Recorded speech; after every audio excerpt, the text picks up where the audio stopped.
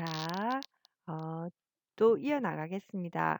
어, 우리가 어, 움직임을 구성하는 요소에서 공간인식이라고 할 때, 어, 그 공간인식은 어떤 개인적인 한 사람의 어떤 움직이는 한 사람의 어떤 공간에서 방향을 어떻게 인식할 것인가 하는 문제입니다. 그래서 우리가 여러분들이 제가 전번에 한번 이야기했는데 그 한 사람이 하나의 정육면체와 같은 하나의 박스 안에 있다라는 가정 안에서 이 라반 이론은 전개된다고 했죠. 그래서 방향을 어떻게 설정하냐면요. 여러분들이 어 박스 안에 있다고 생각하면 어떤 방향이 있어요? 앞이 있겠죠. 그리고 뒤가 있습니다. 그리고 오른쪽 옆이 있고 왼쪽 옆이 있습니다. 그리고 또 뭐가 있겠어요? 오른쪽 앞 사선 방향이 있을 겁니다. 그리고 왼쪽 앞 사선 방향이 있고 또 오른쪽 뒤 사선 방향이 있고 왼쪽 뒤 사선 방향이 있을 겁니다. 이처럼 기본적으로 앞과 뒤, 좌우, 그리고 사선, 앞 사선 방향이 있고요. 뒤 사선 방향이 각각 존재하는 것입니다.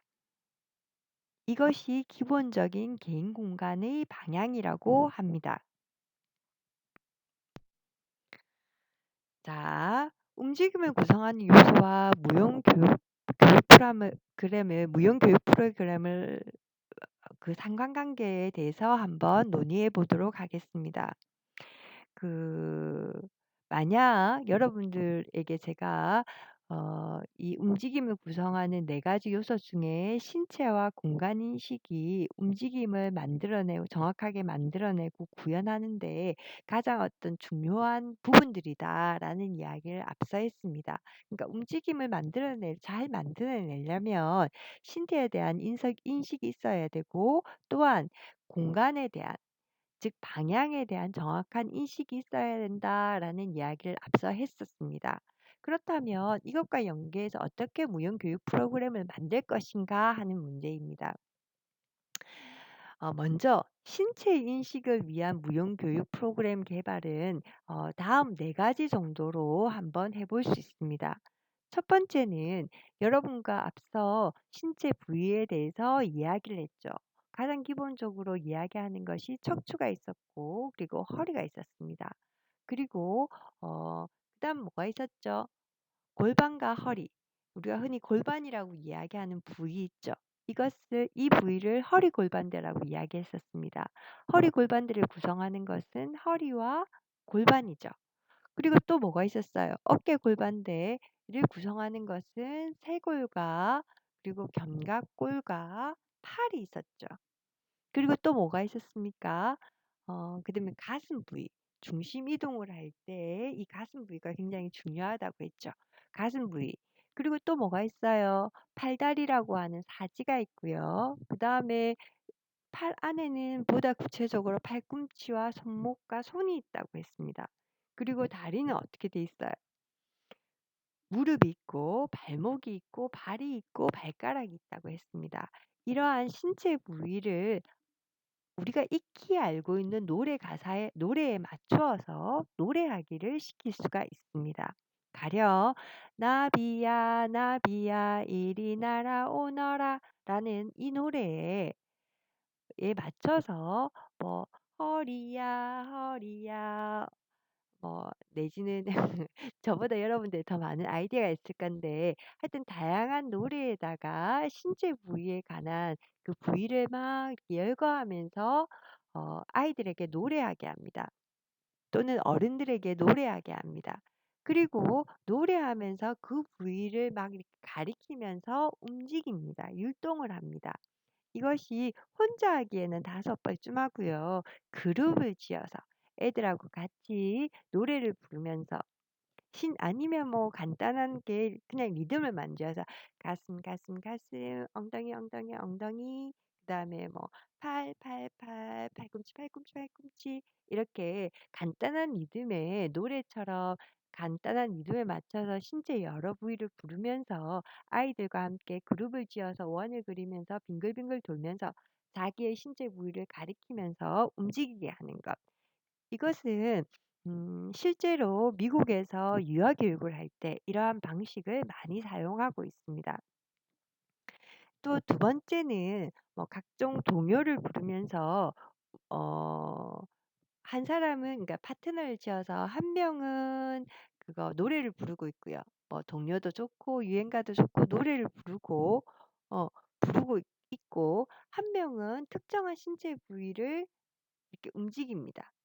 뭐 손목을 움직일 수도 있고 팔꿈치를 움직일 수도 있고, 그것을 계속 팔꿈치를 움직일 수도 있고 계속해서 손바닥을 이렇게 나풀나풀 움직일 수도 있습니다. 그래서 한 명은 계속 어떤 특정한 신체 부위를 반복적으로 움직여 주고, 한 명은 노래를 부르면서 자기는 뭐 나비야 나비야 노래를 부르고 있는데 팔꿈치를 계속 움직이면 팔꿈치 팔꿈치 팔꿈치 이리 날라오너라 이렇게 하면서 또 뭐 발발발발 이야기하고 뭐 이런 식으로 파트너랑 놀이하듯이 음 하는 방식도 있고요. 또는 두 명이 짝을 지어서 한 사람의 움직임을 따라하는 것. 거울처럼 따라하는 방식을 통해서 신체 인식을 부여하기도 하고요. 또는 어떤 또 파트너끼리 짝을 지어서 어떤 애가 계속 움직이는 걸 보고 난 다음에 이 사람이 사용하는 신체 부위에서 핵심적인 부분, 주된 부위가 어디고 부수적인 부분이 어떤가. 그래서 이 친구는 주로 어떤 신체 부위를 많이 써. 대신에 이런 부위는 부수적으로 써. 라는 것을 말한다든지 발표하게 한다든지 이처럼 뭐 여러 가지 방식을 통해서 신체 인식을 위한 정확한 신체 인식, 몸에 대한 인식을 하기 위한 무용 교육 프로그램들이 실질적으로 다양하게 이루어지고도 있습니다. 그래서 여러분들이 무용학원을 다니고 뭐 춤을 배울 때 이러한 신체 인식이 없이 무조건 따라해라고 하잖아요. 근데 이것이 문제라는 겁니다. 움직임을 움직임을 잘 구사하기 위해서는 내 몸에 신체 부위가 어떤 부위들이 있는가 음? 하는 것에 대한 정확한 인식을 부여하는 것이 이 무용 교육의 첫 시작점이라는 겁니다. 그래서 이 직접 해 보면 쉬운 예인데 제가 이렇게 말로 설명하려는 게 참 쉽지가 않은데요. 그렇게 신체 인식을 위해서 무용 교육 프로그램으로 활용되는 것이 이러한 네 가지 정도의 방식이라는 겁니다. 그러니까 이것은 꼭 이런 방식뿐만 아니라 여러분들이 새롭게 만들어도 됩니다. 어 춤에서 움직임 교육에서 신체에 대한 정확한 인식이 중요하고, 그러니까 이러한 신체 인식, 내 몸에 있는 신체의 각 부위들이 어디에 있고 또 어떻게 되어 있는가, 무엇이 있는가 하는 것에 대해서 다양한 방식을 통해서 이렇게 프로그램화 할 수 있다라는 겁니다. 또 공간 인식을 위한 무용 교육 프로그램으로 활용되는 것도 한 두 가지 정도만 제가 예를 들었는데요. 어 각각이 어떤 정육면체의 박스 중앙에 써 있다고 가정한 다음, 그러니까 여러분들이 박스 안에 이렇게 중앙에 딱 서 있다고 생각해 보세요. 그런 다음에 "신체 부위를 다양한 방향으로 움직여 보세요."라는 것을 합니다. 처음에는 애들이 난감해할 겁니다, 사람들이. 그래서 어떤 특정한 신체 부위, 뭐 손이라든지 아니면 팔꿈치라든지 아니면은 다리 같은 어떤 특정 신체 부위 하나를 중심으로 "이 박스 안에 다양한 꼭지점을 향해서 움직여 보세요."라고 이야기합니다. 그러니까 어 음 정리하면요. 어떤 여러분 학생들에게 박스 안에 있다고 가정하세요. 그리고 어떤 특정 신체 부위를 사용해서 각각의 꼭지점을 연결하면서 "움직여 보세요." 할 수 있다라는 겁니다. 그러면 어떤 애들은 그 팔을 가지고 오른쪽 위에서 아래로 또는 오른쪽 위에서 왼쪽 뒤로 이렇게 대각선으로도 움직일 수 있고, 다양한 방향을 향하면서 이렇게 움직임을 이어나갈 것입니다. 또 어떤 애들은 팔꿈치를 가지고 꼭지점을 향해서 움직임을 방향을 찍어 가면서 움직임을 구현할 것입니다. 이것이 한 신체 부위를 중심으로 하는 것을 이렇게 수행하다가 또 좀 더 잘 되면 두 개의 신체 부위 가령 처음에는 손으로 그다음에는 다리도 같이 꼭지점을 향해서 그어가면서 그러니까 팔다리를 함께 사용하면서 꼭지점을 그어가면서 "움직여 보세요."라고 할 수 있습니다.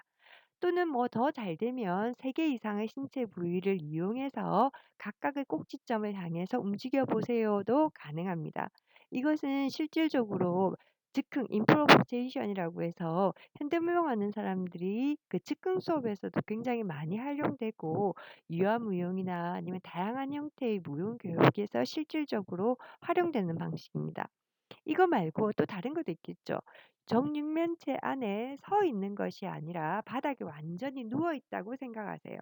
누운 상태에서 신체의 각 부위를 사용하여 어 꼭지점을 그리면서 움직여 보세요.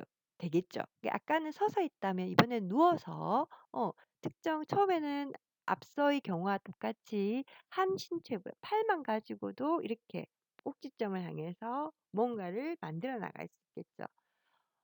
그다음에는 뭐 팔이나 다리나 아니면 뭐 엘보 이런 것들 이용해서 움직이다가 그다음 특정 부위 하나만 가지고 움직이다가 그다음에는 두 개 팔꿈치와 무릎을 같이 처음에는 팔꿈치를 이용해서 꺾고 그다음에 이어서 무릎 무릎을 이용해서 이렇게 그어서 방향을 그어 가면서도 움직일 수 있습니다. 이렇게 되면 신체에 대한 공간에 대한 정확한 인식을 부여할 수 있다는 겁니다. 동시에 이것은 뭐예요? 신체에 대한 인식과 공간에 대한 인식을 두 개 다 실질적으로 하고 있는 거죠. 자, 다소간 오늘은 신체와 공간에 대한 인식이 움직임을 구성하는 두 가지 요소인 신체와 공간에 관해서 설명을 했고요.